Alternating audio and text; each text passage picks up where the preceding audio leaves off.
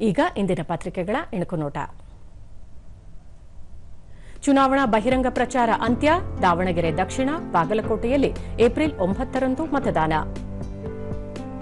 ಮೇನಿಂದ ರಾಜ್ಯದಲ್ಲೂ ಮತಪಟ್ಟಿ ಪರಿಷ್ಕರಣೆ. ನಿಮ್ಮ ಮತ ದಾಖಲೆಗಳ ಪರಿಶೀಲನೆ ಆರಂಭ.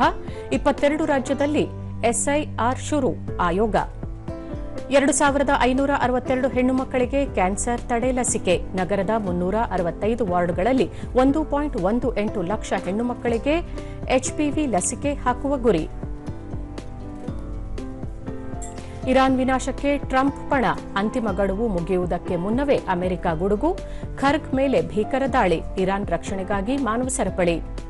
ಏಷ್ಯನ್ ಬಾಕ್ಸಿಂಗ್ ಚಾಂಪಿಯನ್ಶಿಪ್ ಫೈನಲ್ಗೆ ಮೀನಾಕ್ಷಿ, ಜಾಸ್ಮಿನ್.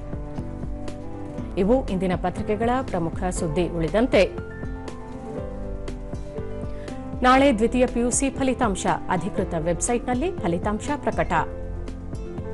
ಸಾರ್ವಕಾಲಿಕ ದಾಖಲೆ ಬರೆದ ಕೊಬ್ಬರಿ ಧಾರಣೆ. ಕ್ವಿಂಟಾಲ್ಗೆ 32,000 ರೂಪಾಯಿ ದಾಟಿದ ಉಂಡೆ ಕೊಬ್ಬರಿ. ಇಳುವರಿ ಕುಸಿತ. ಬೇಡಿಕೆ ಹೆಚ್ಚಳದಿಂದ ಬಂಗಾರದ ಬೆಲೆ.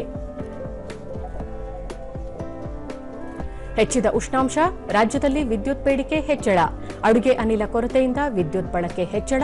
ಮಾರ್ಚ್ ತಿಂಗಳಲ್ಲೇ 335 ಮಿಲಿಯನ್ ಯೂನಿಟ್ ಬಳಕೆ. ಕಾಳಿ ಹುಲಿ ಸಂರಕ್ಷಿತ ಪ್ರದೇಶ ಇನ್ನು ಪರಿಸರ ಸೂಕ್ಷ್ಮ ಪ್ರದೇಶ. 663 ಚದರ ಕಿಲೋಮೀಟರ್ ವ್ಯಾಪ್ತಿಯ ಪ್ರದೇಶ. ಕೇಂದ್ರ ಅರಣ್ಯ ಮತ್ತು ಪರಿಸರ ಇಲಾಖೆ ಘೋಷಣೆ.